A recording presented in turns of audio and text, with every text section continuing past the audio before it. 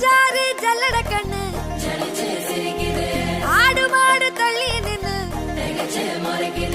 கோலக்காட்டு பொம்மை எல்லாம் தோக்கா திரியுது தொக்கா போட்ட அக்கா பார்த்து காக்கா மிரளுது